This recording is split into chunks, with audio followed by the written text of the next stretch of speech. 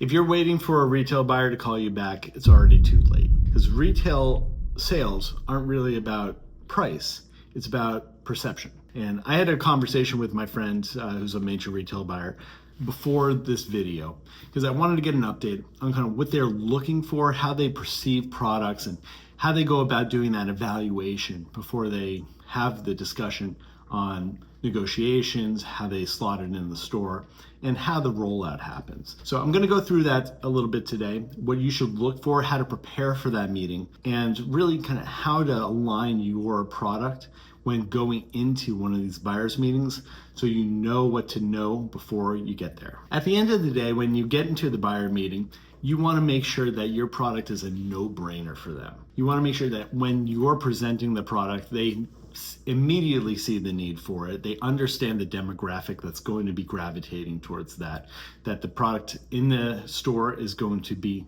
different from anything else that they offer, and that there's an outstanding demand out there that is going to be pulling it off the shelf because they understand the need for it in their life. So when you're pitching the product, giving the buyer all of that information and making them understand that when the product is on the shelf and the buyer is walking by, in the first 5 seconds of walking by, they understand what the product is, they know how it's going to solve the problem in their life, and that they're going to understand the value is greater than what they're going to be receiving. You need to be able to convey that by perfectly presenting the product in the marketing.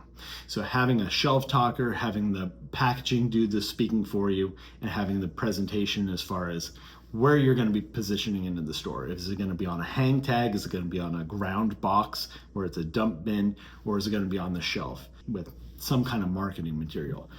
Having that on the front end during your pitch is going to answer a lot of the questions that they're going to have on the back end after the pitch. Being able to put that in the front is key to having a good presentation. At the end of your presentation, after you go through your competitive evaluation, how the product is going to be positioned on the shelf, how you're going to get that visual appeal, you want to have all of your numbers lined up.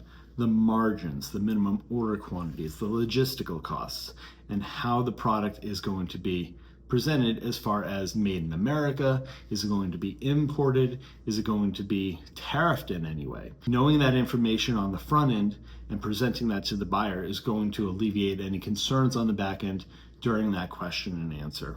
When the product is sitting out there, another key factor that they're going to want to know is how many units are going to be able to stack on the shelf. And the only way that you're going to know that is by going into one of the stores and measuring their shelves. Usually they have very standardized shelving throughout the company.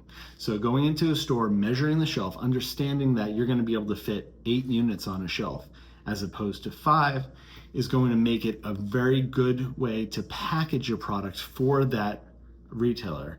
Have it perfectly cased so that they can rip apart a case, they can put the product on the shelf, and they're not going to have 1 or 2 stragglers that they're going to need to bring back. And then having that on the front end is going to alleviate a lot of concerns for logistical purposes on the back end. Do that homework before you get to the meeting. Stories sell, and it's important to have your story on the front end of the meeting. However, at the end of the day, it's about the product, not your story. Keep it concise. Keep it to 2 minutes, 3 minutes tops. You want to be able to display how they came about to that, any experience that you have on the back end that makes you credible. But they don't need to hear your life story. They don't need to hear about your grandmother and your grandparents and how they came from the old world with the recipe that you've developed into your sauce today. Keep the story concise so that it's low risk for the buyer, because at the end of the day, what they want to know is how is the product going to be perceived off the shelf? How is it going to be pulled? So all of that information is going to be later in your presentation. It's going to be based on your current sales in your independent stores, how the product is selling in those stores, what the demographics are that are buying the product, and what the margins are, and your previous success. From your previous success, you're able to derive future sales. However, a big component nowadays is your social proof as well. If you have a social following online, if you're able to promote the product, what are you bringing to the table that'll allow you to help the product move out of their stores? Because putting it on the shelf is the first challenge. However, getting the product to move off the shelf is often the bigger challenge. So having that on the front end, having your marketing play, how you plan on helping the product move off in specifics with numbers is going to be key to nailing that presentation. Typically, buyers will make a decision within 10 minutes after the meeting. What they're looking for is having all their questions answered, not having to go back and forth and not waiting on you to come up with something that you forgot in the presentation. Knowing your numbers is key.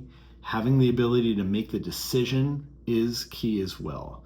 So if they present to you an offer, have a decision made. Understand that that decision is not final until you sign the paperwork, but keep that conversation going. Understand their timeline. Know when they're doing their buying for the year, when they're doing their stocking for the year, when they bring in new products, how the products will get to their shelves, what distributors they use, if they prefer to do their own distribution.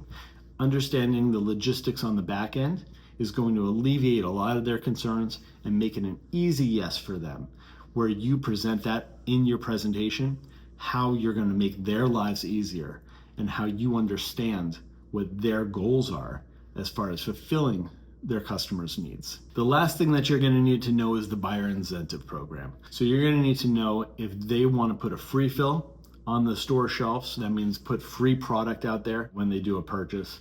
If they want stocking fees, if they want slotting fees. Slotting fees are fees that you're going to have to pay on the front end to have your product on the shelf. A lot of regional grocers are moving towards that as far as that's their way to make a revenue stream, because they're discounting the product so heavily on the margin side, they're not making a huge margin anymore. So they take their profit from the slotting fees to alleviate any drawback on the risk from the customer side onto the supplier side. So you're taking the risk, whereas before it was the store buying the product and hoping that the customers would buy it. Slotting fees are key. Also, there's a lot of marketing costs. They may want you to be in their annual trade show, which is going to be $10,000 to $15,000. They may want you to be on their periodicals. They might want you to advertise in the paper. There's a lot of marketing fees that sometimes go along with these deals that you should be prepared for on the front end. So having that budget set aside, understanding that that's going to be part of the conversation, and knowing what your limits are as far as how much you can afford and how much room you have in your margin is important when having that negotiation. The next video we're going to cover is why you should not start in big box and why the biggest brands emerge through the independent channel and what you can do to follow their track to success. If you found this video interesting, if you learned something, I would appreciate your like and subscribe, and I hope to see you on the next one.